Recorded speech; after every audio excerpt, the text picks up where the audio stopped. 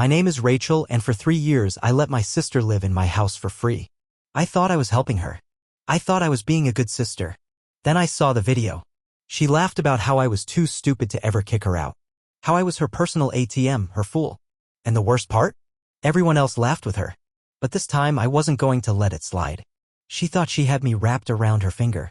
She had no idea I was already 3 steps ahead. I never expected my entire reality to shift with one message. I had just gotten home from work, exhausted, ready to unwind when my phone buzzed. A message from Uncle Ben. That was unusual. He wasn't the type to send random texts, let alone ones that read, "You need to see this." I'm sorry. A cold feeling settled in my stomach as I clicked on the video. And in an instant, my world tilted on its axis. There she was. Melissa. Sitting in my parents' backyard, drink in hand, her usual smug grin plastered across her face. The scene was familiar, the weekend barbecue, everyone relaxed, laughter in the air. But this laughter? This wasn't harmless. This was at my expense. Rachel? Oh, please. She rolled her eyes dramatically. She's too stupid to ever kick me out. I just sit there, rent-free, and she never even questions it. Like an absolute idiot. Laughter. Not just hers. My cousin Jake. Her friend Lindsay. Even my father chuckled. She actually believes I can't afford my own place. Melissa shook her head in fake pity. Poor little me struggling? Yeah, right? I make more than she even knows. But why would I waste my money when I can just live there for free? I replayed it. Twice. 3 times. Each time, her words sliced deeper. Too stupid. An idiot. Completely played. For 3 years, I had given Melissa everything, a home, support, no rent, no bills. When she called me in tears after her breakup, begging for a place to stay, I hadn't hesitated. I just need a little time, Rachel. I swear, I'll get back on my feet soon. And I, like the fool she believed me to be, had opened my doors without question. I should have been shaking with rage. I should have stormed into her room, demanded an explanation. But I didn't. Instead, I felt something different. A strange, eerie calm. My phone buzzed again. I wasn't sure if I should send this, Uncle Ben wrote. But you needed to know. My fingers hovered over the keyboard. The old me, the one who always gave Melissa the benefit of the doubt, wanted to ask for context, to give her a chance to explain. But that version of me? She was gone. I typed back only 2 words. Thank you. Melissa had no idea what was coming. But she was about to learn. The next morning, I woke up early. Not because I had trouble sleeping, but because for the first time in years I felt clear-headed. Melissa had no idea what was coming. She strolled into the kitchen like she owned the place, stretching dramatically before plopping onto one of my bar stools. Damn, I slept like a baby last night. That guest bed of yours is way too comfortable. I smiled. Glad to hear it. She had no clue. No idea that I had spent the entire night replaying that video, planning my next move. No idea that everything was about to change. She poured herself a cup of my coffee, grabbed the last of my oat milk, and hummed to herself like she had not a single worry in the world. 3 years. 3 years of this. Of her taking without asking. Of her treating my home like a free luxury hotel. Of me excusing it. Not anymore. I took a slow sip of my coffee, watching her over the rim of my mug. So, what are your plans this month? I asked casually. Melissa barely looked up from her phone. Ha! You know. You've been here for a while now. Figured you might be thinking about your next steps. Maybe looking for a new place. She let out an exaggerated groan. Ugh, Rachel, I have so much on my plate right now. Work is insane. Moving is the last thing I need to deal with. Plus, it's so expensive. Expensive. I fought the urge to laugh. This was the same woman who had just bragged about how much money she made. I nodded. I get that. But you know, I was thinking maybe it's time for some changes around here. For the first time, she looked up. What kind of changes? I let the silence stretch, just enough for tension to creep in. Then, with the same casual tone, I said, well, starting next month, I think it makes sense for you to start paying rent. Melissa froze. Just for a second.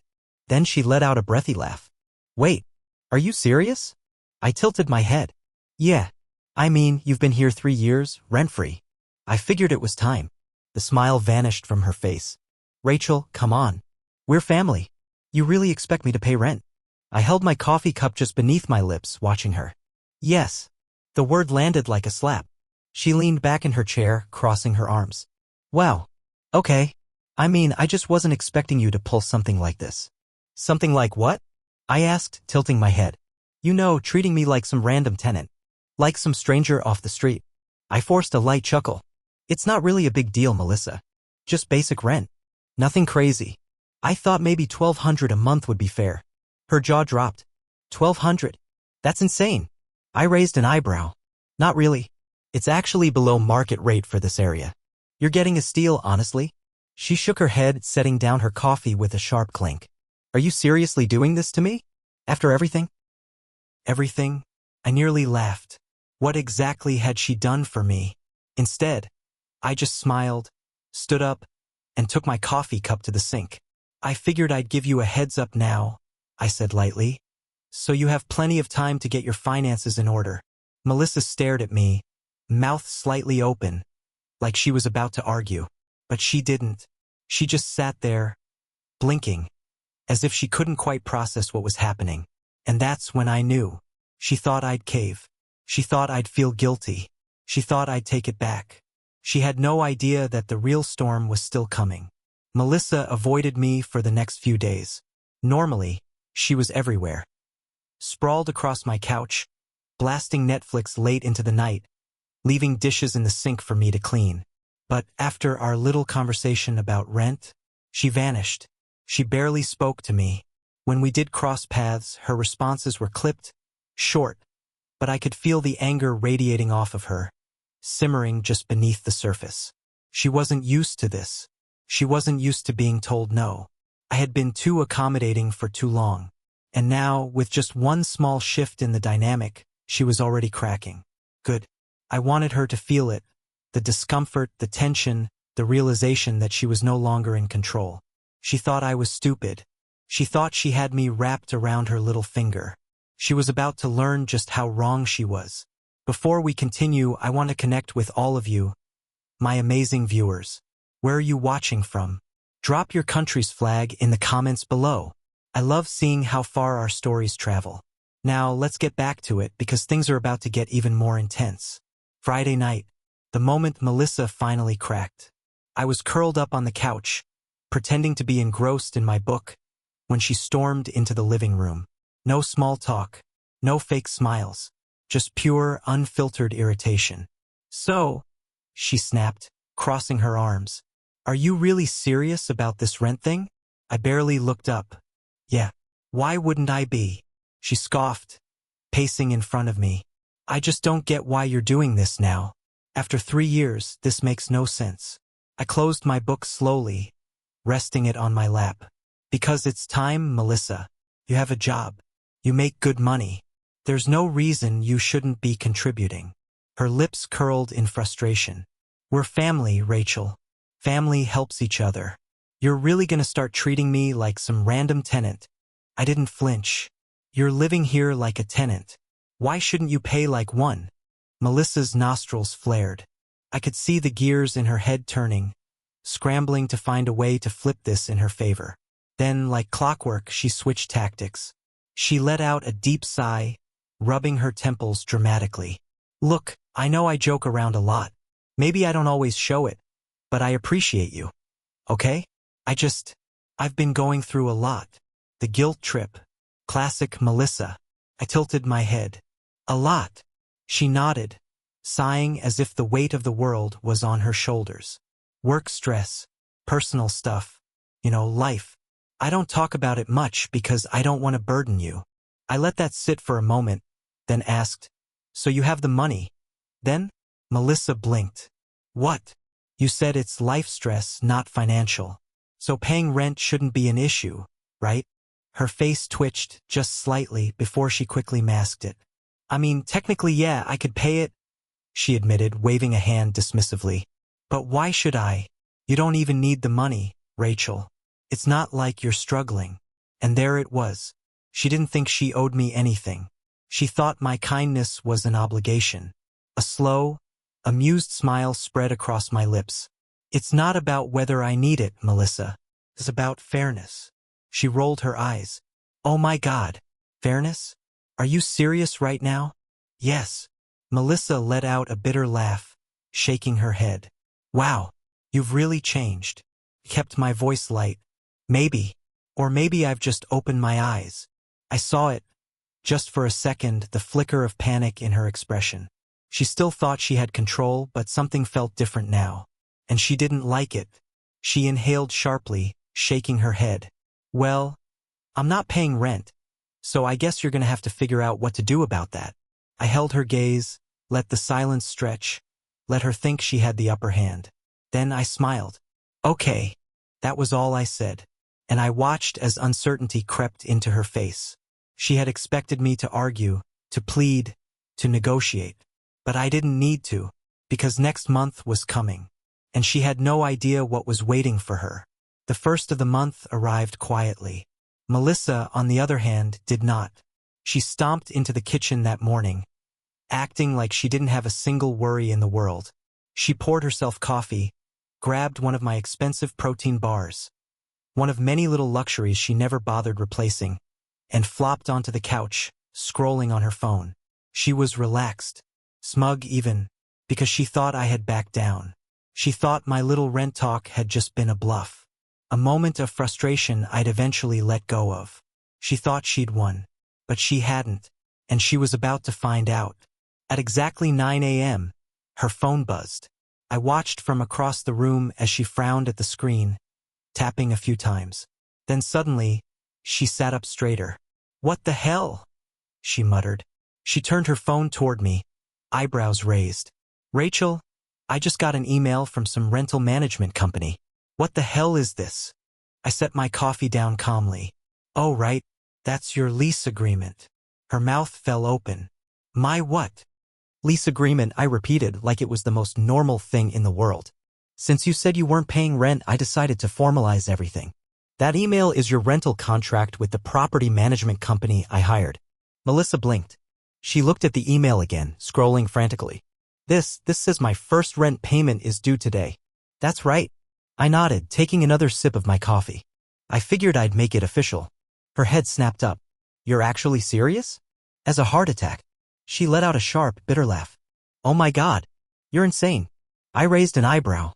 "No, Melissa. I'm just done being taken advantage of." I could see it happening now, the cracks in her confidence, the way her mind was racing, trying to find an escape. And right on cue, she flipped tactics again.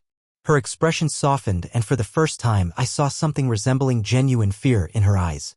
"Rachel, come on," she said, pressing a hand to her chest like I had personally wounded her. "You're my sister. I thought we were supposed to support each other." "We are," I said, my voice steady. "And for 3 years, I supported you completely without asking for a single thing in return." She swallowed. "But I wasn't expecting this. You never gave me a warning." I let out a small laugh. "I gave you a full month's notice. That's more than fair." Melissa's face twisted. "I don't have the money for this right now." I tilted my head. "That's interesting because last week, I heard you on the phone bragging about buying VIP tickets to that music festival next month." Her mouth snapped shut. "Gotcha." I leaned forward slightly. "So, you have the money. You just don't want to pay me." Her face turned red. "That's not it." I held up a hand, cutting her off. "Look, Melissa, you have 2 options. You can sign the lease and start paying rent like a normal adult, or you can move out. Simple."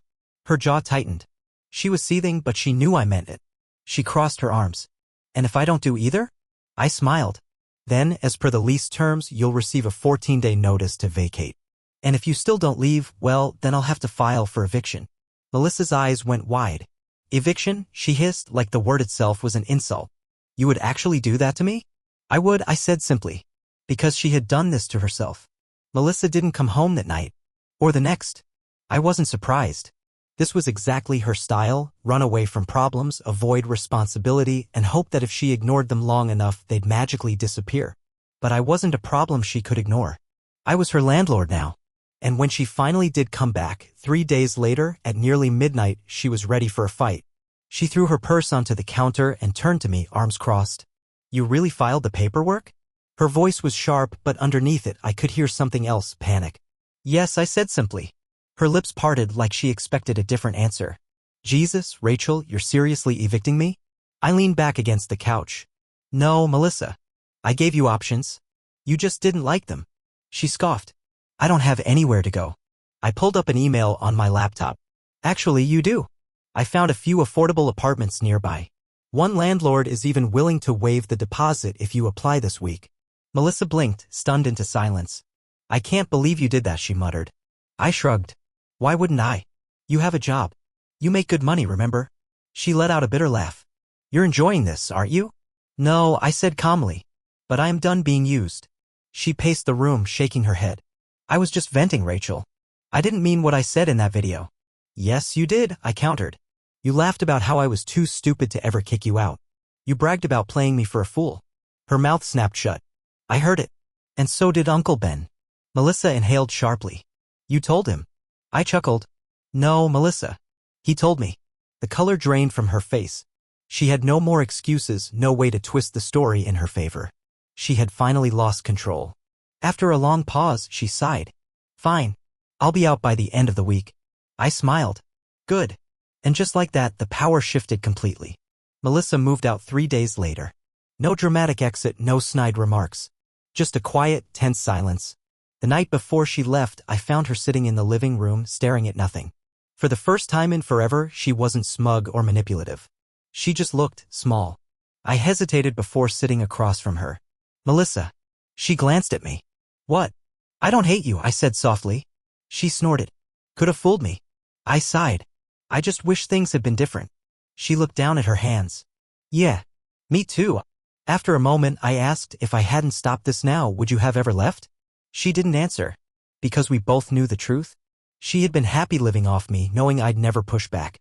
And if I hadn't seen that video, she would have kept going forever. She exhaled, rubbing her temples. I don't know, okay? I leaned forward. You're smart, Melissa. You're capable. You've had the means to take care of yourself for a long time. So why didn't you? She swallowed. Because it was easy, she admitted. You always made it easy. I nodded.